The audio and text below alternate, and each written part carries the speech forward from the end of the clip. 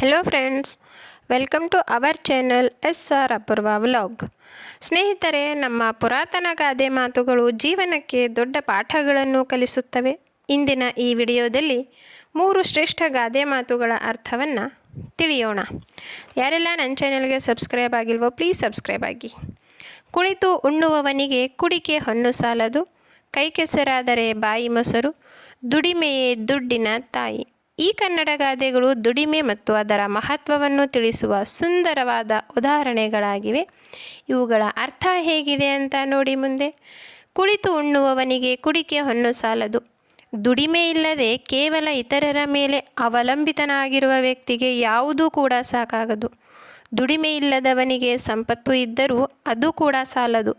ಏಕೆಂದರೆ ಸಂಪತ್ತು ಬಳಸಿ ಮತ್ತೆ ಸಂಪಾದಿಸುವ ಬುದ್ಧಿ ಅವನಲ್ಲಿ ಇರುವುದಿಲ್ಲ.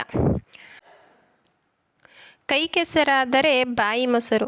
ಶ್ರಮಪಟ್ಟು ದುಡಿಯುವವರಿಗೆ ಮಾತ್ರ ಸುಖ ಹಾಗೂ ಸಮೃದ್ಧಿ ದೊರಕುತ್ತದೆ.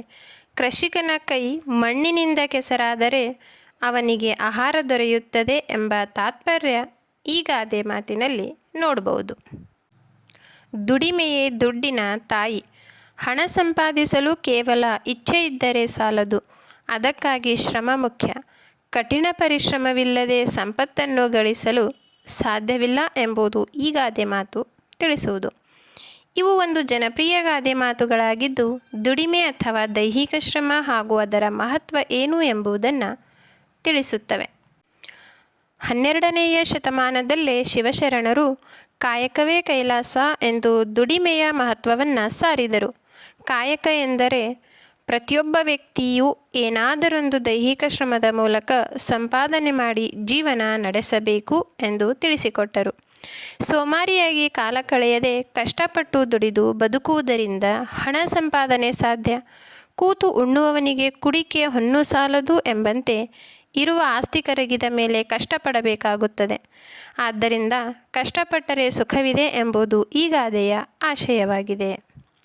ದುಡಿಮೆಯೇ ದುಡ್ಡಿನ ತಾಯಿ, ಕಾಯಕವೇ ಕೈಲಾಸ, ಆಳಾಗಬಲ್ಲವನು ಆಳುವನು ಅರಸನಾಗಿ ಮುಂತಾದ ಗಾದೆ ಮಾತುಗಳನ್ನು ಕೇಳಿದ್ದೀವಿ ಅಲ್ವಾ? ಇವು ಕೂಡ ಇದೇ ಅರ್ಥ ಕೊಡುವಂತಹ ಗಾದೆ ಮಾತುಗಳಾಗಿವೆ. ಸೊ ಫ್ರೆಂಡ್ಸ್, ನನ್ನ ಈ ವಿಡಿಯೋ ವೀಕ್ಷಿಸಿದ್ದಕ್ಕಾಗಿ ತಮ್ಮೆಲ್ಲರಿಗೂ ಕೂಡ ಧನ್ಯವಾದಗಳು. ನನ್ನ ವಿಡಿಯೋ ಇಷ್ಟ ಆದರೆ ಲೈಕ್ ಮಾಡಿ, ಶೇರ್ ಮಾಡಿ, ಹಾಗೆ ನನ್ನ ಚಾನಲ್ಗೆ ಸಬ್ಸ್ಕ್ರೈಬ್ ಆಗಿ. ಓಕೆನಾ? Thank you so much. Next ವಿಡಿಯೋದಲ್ಲಿ ಮತ್ತೆ ಸಿಗ್ತೀನಿ.